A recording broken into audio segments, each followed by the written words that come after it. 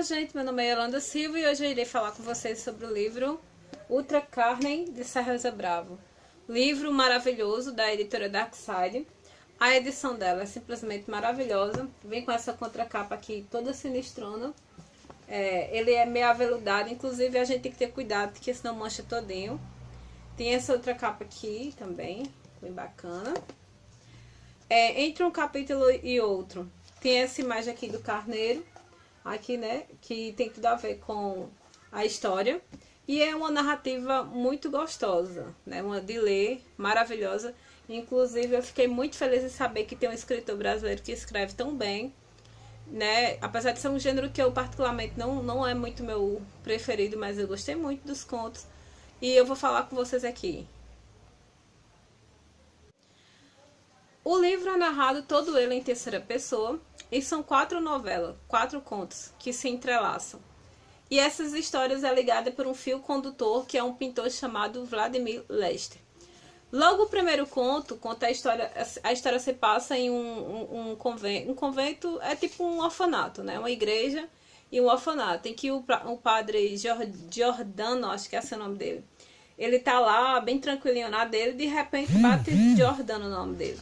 Ele está lá bem tranquilinho, de repente bate alguém na porta e quando ele abre é uma cigana bem velha com uma criancinha pequena. E ele diz, e a cigana se chama por coincidência Yolanda, que é o meu nome, e ela fala que aquela criança é amaldiçoada, os ciganos não querem aquele menino lá, né, no campo e querem passar ele para frente, assim. O padre diz que não quer ficar com ele porque não tem condições. Então ele diz assim, ó, toma esse monte de ouro aí e cuide desse menino aí, porque infelizmente a gente não vai poder ficar com ele. E então ela vai embora, né? Esse menino é muito sinistro. No primeiro dia em que ele tá no convento, acontece uma coisa sinistrona que se eu fosse o padre, eu teria mandado ele embora, eu não teria ficado com ele. Mas o padre, né, diz, uma criança não pode oferecer tanto perigo assim. E então essa criança, né, fica lá, ela é bem introspectiva, ela sofre bullying. Na primeira narrativa é bem interessante porque pra você ver o choque de realidade, né? Tem um menino gordinho que é o chefe, que rouba a comida do pessoal. Tem uma menina que de cara ajuda muito o Lester. Mas Lester, ele é estigmatizado, ele é maltratado, sofre bullying porque ele é cigano.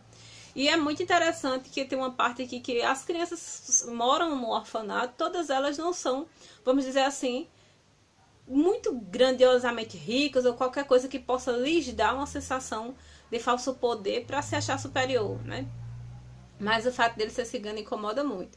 Certa feita acontece um acidente, né? Esses ciganos estavam indo por uma estrada, cai, as carroças pegam fogo e de repente vem alguns bens para o orfanato que pertence a Lester. E dentre esses bens tem uma ciganinha que é uma estátua muito intrigante, que é bem sensual, que intriga muito a freira Susana, que cuida das crianças, o padre. E os quadros. O interessante é que um desses quadros, né, está pintado justamente o que iria acontecer com os ciganos. Então, gente, nesse convento acontece uma história assim terrível. Mas é justamente esse Vladimir Lester, com as suas pinturas, a sua tinta especial que ele tem, e um diário de uma cigana que conta, né, de onde aquele menino vem, por que ele assim, os ciganos têm medo dele, ele é tipo assim expulso de lá. A primeira história gira em torno de Vladimir Lester, que se passa, né, nesse orfanato, né, que ali dentro do templo de uma igreja católica, e é muito aterrorizante. Eu particularmente falando, eu fiquei assim, não fiquei com medo, mas achei muito sinistro. A segunda história, que é interessante, que como eu mostrei pra vocês, em cada capítulo, né, nesse capítulo aqui tem um capiroto tocando violino. E eu amo violino, nem gosto de ver essas coisas. Então, aí aqui tem na primeira imagem, né, tem um cordeiro e tem essa parte aqui, ó, né, que é justamente o que acontece no convento. Há um certo... Cordeiro significa o quê, gente? Sacrifício, morte, né? Mais ou menos isso que acontece, não vou falar pra vocês. No segundo livro, vem a parte 2 do Cordeiro aqui, ó, né? Que é a segunda novela ou conto, de acordo com o que vocês acharem aí. E aqui nesse segundo conto, conta a história de Noah, que também é um pintor, mas ele é um pintor fracassado. Logo de início ele tá preso há alguns dias no quarto E a namorada dele, que eu esqueci o nome agora, vem pra tentar tirar ele de lá, diz que se ele não comer, não se alimentar, não vai conseguir nada.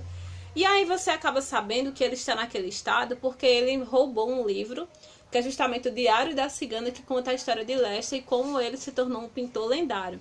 Dá a entender que a história já se passou há alguns anos, tipo assim, uns, sei lá, uns 100 anos por aí.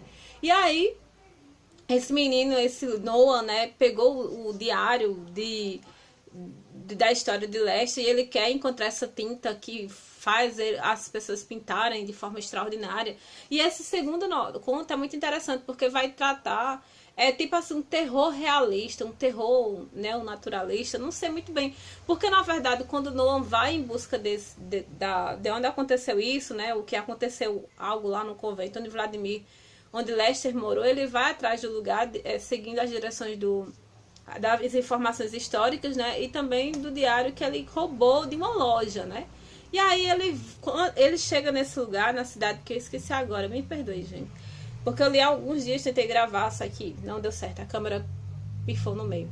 Enfim, então, Noah, ele quando vai nesse lugar, né, perto dessa igreja, ele simplesmente descreve o hotel em que ele está, as pessoas, a pobreza, a miséria, né? Então, assim, esse livro, eu considero ele um livro, assim, muito realista e, de certa forma, naturalista, porque o realismo, né, é uma corrente, um estilo de época que tenta mostrar como foi Machado de Assis. Ele descrevia a sociedade tal qual ela era, com a crueza e uma realidade que chegava a você poder assim, apalpar, né, a realidade. O neonaturalismo vem aquelas correntes em que diz que o meio, o lugar onde você nasceu, onde você vive, ele impulsiona a fazer. Então, um exemplo disso é o Cortiço, né, de Aloysio de Azevedo, em que tem um português que tinha toda uma cultura de Portugal, mas quando ele mora no Cortiço, né, ele acaba sendo influenciado pelo ambiente. Então, assim, as personagens, elas são muito, assim, ele descreve muito a realidade da miséria. Por exemplo, esse Noah é um cara fracassado, vive de forma miserável, e o lugar onde ele vai, a descrição de César Brava, do hotel, das pessoas ali ao redor, é bem, você sente mesmo até, assim, é muito chocante, né? Então, passando adiante, Noah, ele é o cara que ele vai encontrar, né, os retratos, a pintura, a ciganinha, e ele vai, assim, gente, ele é o que mais dá mal, mas, no entanto, ele é um personagem interessante, que ele vai, tipo, continuar a história, ao que eu dei a entender no final, não sei, né. No terceiro eu conto a história de Marcos, que é um cara que conserta computadores, e ele é um fracassado. Ele é casado com uma mulher meio gordinha, feia, ela se deteriorou devido à vida cruel que eles vivem, né, uma casa pobre, e ele tem um filho que é especial. Ele é uma criança que já é quase adulta, mas ela é especial, ela não fala, tem uma deficiência mental. Esse homem, Marcos, ele é bem mau caráter. A história, ele vai para consertar um computador de um japa lá. E você vê já, assim, no contexto da obra, essa mistura que tá havendo no Brasil, né? Que é o japonês casado com o brasileiro e tudo mais. E lá nesse lugar tem uma jovem muito bela. E ele fica imaginando, né, de início, ele tendo uma relação com aquela menina, o que poderia acontecer. E ele é totalmente, assim, um fracassado. Ele descrevendo quem ele é, o narrador em terceira pessoa, tentando colocar o discurso indireto livre, né, da personagem ali. Você percebe que ele é muito fracassado, ele se sente muito mal. Todavia, ele é convidado para ir em uma loja, né, uma loja de antiguidades, e quando ele chega lá, ele vai justamente parar nessa loja que é tipo uma parente distante do Lester, né, desse pintor. E lá ele vê a ciganinha, né, por algum motivo que eu não vou falar pra vocês, a ciganinha vai parar nessa loja. E ele conserta lá o computador, aí a dona da loja diz, olha, eu não tenho dinheiro para te pagar isso aí, mas você pode fazer um pedido pra ciganinha ali, e ele vai lá e pede. No início ele não quer aceitar, mas tipo assim, custa o quê? E ele pede algumas coisas, e nós vamos ver essas coisas se concretizarem, né? Tipo, o filho dele fica bom do nada, a mulher, ele começa a ganhar dinheiro, a mulher, né, faz cirurgia. Só que tudo isso tem um preço, e o preço é terrível. Eu acho que das histórias, assim, a que mais me chocou foi a primeira em relação à carnificina, e essa, né? Por último, gente, o desfecho geral é entre uma personagem, é a história de Lucrécia, que ela é uma garçonete, e ela tá ali, né, atendendo, de repente ela vê a conversa de três caras, né, o Lúcio e outros dois lá. Só que ela escuta demais e quando ela quer fugir, ela acaba descobrindo que ela é o próprio capeta em pessoa. Então ela, tipo assim, é como se o diabo... Esse último conto foi o que eu achei mais, assim, nonsense, né? Porque tentou equiparar a maldade humana com o próprio Satanás e o Satanás já não é tão espiritual assim. Eu não sei eu explicar, eu somente... A história é assim, Lucrécia é tipo convocada pelo capiroto e vai acontecer várias coisas com elas e tudo mais. E no final a gente vê uma abertura, assim, né? Acontece algumas imagens e tudo mais lá, né? Vai acontecer algumas coisas lá no inferno e tudo mais. E tem uma continuação, né, da história, porque é como se no fim das contas a mensagem, né, é que o Satanás, ele sempre vem. Aqui você vê perfeitamente aquela coisa do Fausto, né? O Fausto, o homem que vende a alma ao diabo para adquirir sabedoria, sucesso e etc e tal.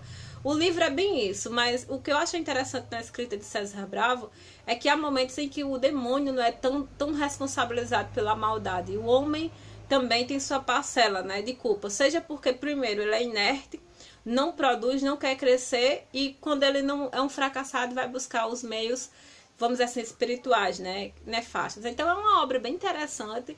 Eu gostei de saber que tem um brasileiro com uma qualidade de escrita e um trabalho tão lindo como o César Bravo. A obra foi muito linda, ele é super acessível, eu acessei ele no Facebook, ele me aceitou, e ele disse que tem novidades, né, na Dark Side em relação às obras dele, e eu espero que surja mais. Eu fiquei muito curiosa para ler um livro dele, que dizem que Ouça o que eu digo. Tô louca para ler esse livro, eu procurei em todos os meios para comprar e parece que só tem digital, e eu queria muito o livro físico. Então, gente, é isso aí. Quem souber dicas sobre o livro Ouça o que eu digo, de César Bravo, acho que é esse o título, eu quero ler, então me ajudem a encontrar. Então é isso, tchau pra vocês, eu vou ficar gravando do celular mesmo até eu comprar uma câmera. Eu espero que a imagem não fique tão ruim. Então é isso, gente. Parabéns para o nosso escritor brasileiro de terror, César Bravo. Eu não gosto muito assim de livro de terror, mas de vez em quando a gente sai da nossa zona de conforto e vê algumas coisas muito boas, como este livro aqui. Tchau pra vocês, até a próxima.